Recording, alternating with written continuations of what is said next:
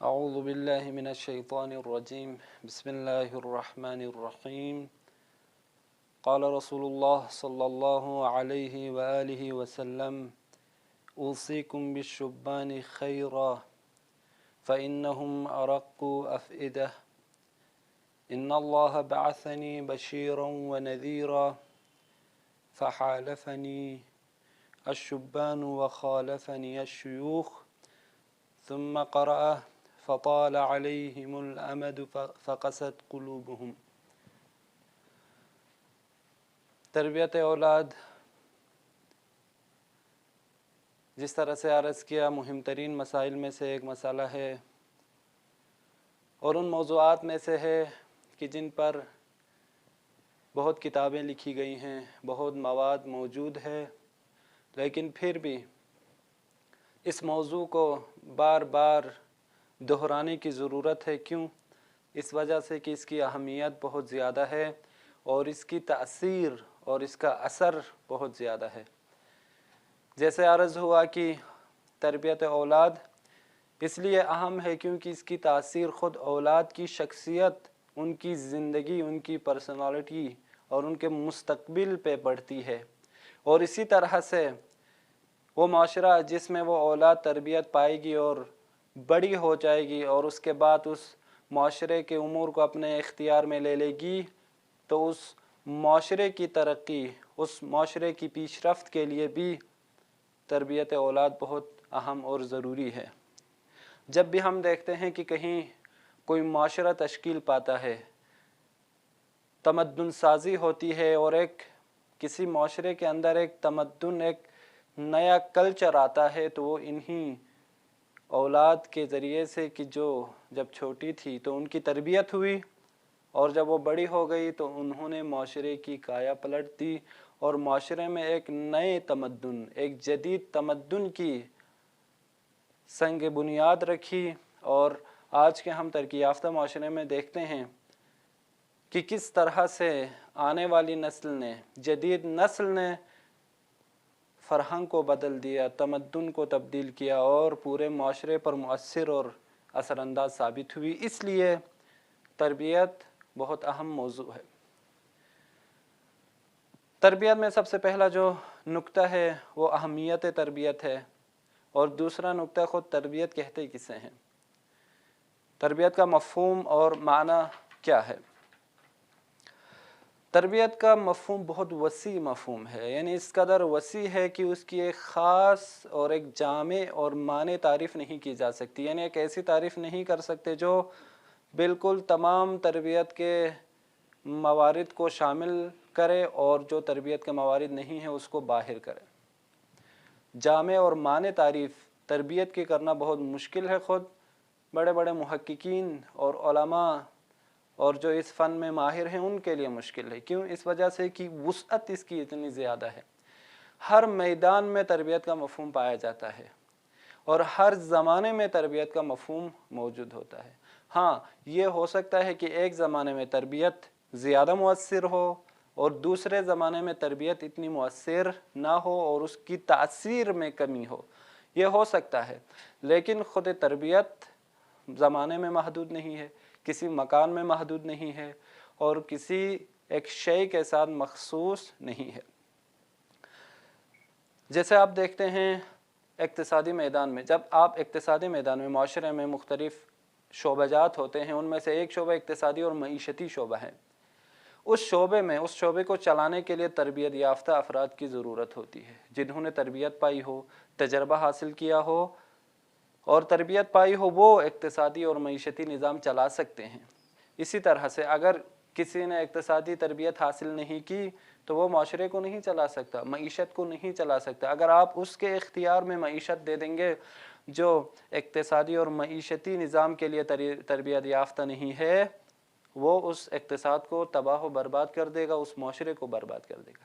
اسی طرح سے سیاسی میدان میں یہ جو سیاست دان آتے ہیں، سیاست مدار آتے ہیں، ان کی بھی تربیت ضروری ہے۔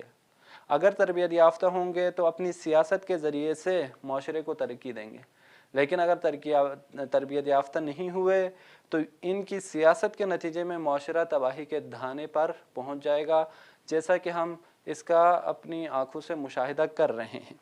इसी तरह से जंगी मैदान है। जंग में जब एक मुल्क दूसरे मुल्क पे चढ़ाई करता है, कौम दूसरी कौम पे चढ़ाई करती है, और इसी तरह से जंगी जब मामलात हो जाते हैं, जंग कहीं पे दरपेश हो तो वहाँ पर भी फ़ौज तरबियत याफ्ता हो तो उसका नतीजा और निकलता है, और अगर तरबियत याफ्ता ना हो तो उसका नतीजा और निकलता है। इसी तरह सुलह के मैदान में भी, सुलह के ज़माने में अमनीयत यानी ईजाद करना और सुलह की फ़ज़ा कायम करने के लिए भी तरबियत याफ्ता अफराद की ज़रूरत है। इसी तरह से आप इल्म के मैदान में ले लें, इल्म के मैदान में मुअल्लिम को तरबियत याफ्ता होना चाहिए। अगर वो तरबियत याफ्ता नहीं है तो वो अपने शागिर्दों को, अपने मुतअल्लिमीन को इल्म का वो गौहर अता नहीं कर सकता। इसी तरह से हुनर है, हुनरी मैदान वसी है, इसमें आप छोटी सी सनअत से लेकर बड़ी से बड़ी सनअत में आप जाएं तो वहाँ पर तरबियत बहुत ज़रूरी है, और तरबियत ख़ुद उस मौजू या वो जो हदफ है उसके मुताबिक होती है। जैसे अगर किसी ने मुअल्लिम बनना है, मुअल्लिम बनना है, उसने तालीम देनी है, तो मुअल्लिम बनने के लिए ज़रूरी है कि मुअल्लिमी वाली तरबियत हो। अगर एक ने जंगजू और सिपाही और मुजाहिद बनना है तो उसके लिए वो तरबियत चाहिए। हर एक की तरबियत एक जैसी नहीं है। दरअसल तरबियत अगर हम खुलासा करें तो सलाहियतों को निखारने का नाम है। एक हदफ के लिए, एक मखसूस हदफ तक पहुँचने के लिए सलाहियतों को निखारने का नाम तरबियत है। ये तरबियत हम जहद भी हो सकती है और ये तरबियत एक जहद से हो सकती है। बाज़ औक़ात बाज़ अफराद तरबियत याफ्ता होते हैं एक जहद से, लेकिन दूसरे मैदान में दूसरी जहात से उनमें तरबियत नहीं होती। तो सबसे पहले हम आते हैं तरबियत का जो लुग़वी माने है उसकी तरफ आ जाते हैं। तरबियतुन बरवज़न तफ़ईलतुन, इसको उलमाए लुग़त ने ज़िक्र किया है। 3 मवाद से हम इसको ले सकते हैं। एक है रबा, महमूज़ुल लाम है, एक है रबैया या रबा, इस सूरत में ये हो जाएगा नाक़िसुल या नाक़िस हो जाएगा, और तीसरा जो मादा और रीशा बयान किया गया है या इसके लिए जड़ बयान किया गया है वो है रब्बा है, मुज़ाअफ़ है। अलबत्ता सब का माना जम करें तो तकरीबन एक ही होता है, लवाजिम हो जाते हैं माना के इस तरह से। तो इब्न मंजूर कहते हैं कि रबा यरबू, इसको अगर हम महमूज़ पढ़ें, नाक़िस पढ़ें बल्कि, तो उस सूरत में इसका मतलब है रुश्द करना, बढ़ना। यानी जब एक चीज़ रुश्द करे, वो बढ़े, तो उसको कहते हैं ये तरबियत पा रही है, ये चीज़, ये मसलन तरबियत हासिल कर रही है। इसी तरह से अगर या नाक़िस हो तो उसका भी माना इसी तरह से किया गया है, महमूज़ हो तब भी उसका माना इसी तरह से किया गया है, और रब या रुब हो तो उसका माना भी यही कमाल तक पहुँचाना, सरपरस्ती। अलबत्ता थोड़ा सा फ़र्क होगा। साहिब तहक़ीक़ ने फरमाया है कि इसका मादा एक ही है, ये असलुन वाहिदुन, इसकी एक ही असल है, और वो ये है कि रब या रुब की तरफ ये सब कुछ पलटता है, और बाकी जो मानी है इसके लवाजिम में से हैं। और वो जो माना बनता है वो ये है कि फैल जाना, यानी एक चीज़ फैल जाए, बढ़ जाए, उसमें इजाफ़ा हो, उसमें अब ये इजाफ़ा है, ये फैलना है, ये बढ़ना हर चीज़ का अपने हिसाब से है। एक दाना को ले लें, अगर हम एक दाने को ले लेते हैं तो किसान उसकी परवरिश करता है। कैसे परवरिश करता है? उसको ज़मीन में बोता है, ज़मीन में बोने के बाद उसमें पानी दे देता है, उस ज़मीन को पहले नरम करता है, उसमें खाद डालता है, उस ज़मीन को वक्फे से पानी देता है, और इसी तरह से उसका ख्याल रखता है, उस ज़मीन को नरम रखता है। क्यों? ये सब उसकी तरबियत में और उसकी परवरिश में और उसके बढ़ने में मुअस्सिर हैं। अगर ऐसा नहीं करेंगे, एक दाने को अब एक पत्थर के ऊपर रख देंगे तो वो कभी भी रुश्द नहीं करेगा। तो बस यहाँ पर तरबियत का जो लुग़वी माना है वो ये है कि फैलना, कमाल की तरफ बढ़ना, जो चीज़ नाक़िस है उसका कमाल की तरफ बढ़ना। ये लुग़वी माना था जिसकी तरफ इशारा हुआ اصطلاحی معنی مختلف علماء نے مختلف انداز میں، چاہے وہ دینی تفکر رکھنے والے علماء ہوں یا غیر دینی تفکر رکھنے والے دانشمند ہوں یا جن کو آپ کہہ رہے ہیں اسکالرس، انہوں نے بھی تربیت کی تعریف کی ہے، اور ہر ایک نے اپنے لحاظ سے تعریف کی ہے، اپنے تفکر اور اپنے نظریے اور اپنی سوچ کی عکاسی کرتے ہوئے تربیت کی تعریف کی ہے۔ راغب اصفہانی فرماتے ہیں تربیت کہتے ہیں ہوا انشاء الشیء حالا فحالا الی حد تمام، کی تربیت کیا ہے؟ تربیت یہ ہے کہ ایک شے کو ایجاد کرنا، انشاء کرنا۔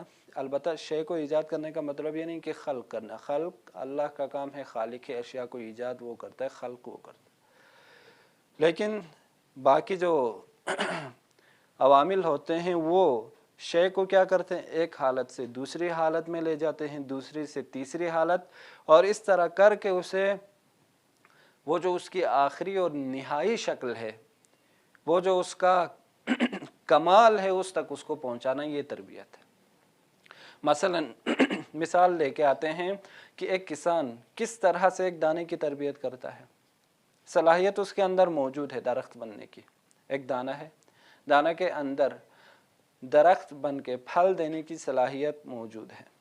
اب یہ دانہ کسان اٹھاتا ہے، زمین میں بوتا ہے، اس کی تربیت پرورش کرتا ہے، آہستہ آہستہ یہ دانہ رشد کرتا ہے، سٹیپ وائز یعنی حالاً فحالاً، ایک حال سے دوسرے حال میں جاتا ہے، اور آخر میں یہ حد کمال کو پہنچتا ہے۔ اور حد کمال کیا ہے؟ حد کمال یہ ہے کہ یہ دانہ تناور درخت بن جاتا ہے، اور تناور درخت بننے کے بعد پھل دینا شروع کر دیتا ہے، یہ اس کی حد تمام ہے۔ اس تک پہنچانے کا نام تربیت ہے۔ اب یہ ہو جائے گا کس میں؟ زراعت میں ایک تربیتی سسٹم ہو جائے گا، تربیتی نظام، اور یہ ایک مفصل اور وسیع موضوع ہے کہ زراعت میں کس طرح سے آپ پرورش کریں پودوں کی، اسی طرح سے فصلوں کی، اور اسی طرح سے دیگر چیزوں کی۔ اور انسان میں بھی اسی طرح سے، انسان کے اندر صلاحیتیں پوشیدہ طور پر جسمانی صلاحیتیں بھی موجود ہیں، اور روحانی اور فطری صلاحیتیں بھی موجود ہیں۔ اللہ نے اس کے اندر یہ ساری چیزیں ودیت کی ہیں، رکھی ہیں اللہ تعالیٰ نے۔ اب انبیاء آتے ہیں، خود سب سے بڑا مربی اللہ کی ذات ہے۔ اللہ انبیاء کو بھیجتا ہے، انبیاء کے ذریعے سے انسان کی تربیت کیا، یعنی کیا؟ انسان کے اندر موجود صلاحیتیں، پوشیدہ استعدادوں کو ایک سٹیپ وائز یعنی ایک ایک کر کے حالاً فحالاً لے جانا اور حد تمام کو پہنچانا، یہ انبیاء کا کام تھا، اور یہی تربیت ہے۔ اور اس کو قرآن نے تزکیہ کا عنوان دیا ہے، وَيُزَكِّيهِمْ، یعنی انبیاء کیا کرتے ہیں یا رسول اکرم صلی اللہ علیہ وآلہ وسلم وہ تزکیہ کرتے ہیں، تربیت کرتے ہیں۔ بس راغب اصفہانی کے مطابق تربیت حد تمام تک پہنچانا ایک چیز کو اس معنی میں ہے۔ دیگر معنی کی طرف ہم انشاءاللہ اگلی ویڈیو میں اشارہ کریں گے۔ خداوند متعال کی بارگاہ میں دعا ہے کہ اللہ تعالی ہمیں معارف دینی اور معارف نبی صلی اللہ علیہ وآلہ وسلم و اہل بیت علیہم السلام سے آشنا ہونے کی توفیق عنایت فرمائیں۔ ہمارے آقا و امام زمانہ عجل اللہ تعالی فرجہ شریف کے ظہور میں تعجیل فرمائے، اور ہمیں ان کے اعوان و انصار میں سے ہونے کی توفیق عنایت فرمائے۔ والسلام علیکم ورحمۃ اللہ وبرکاتہ۔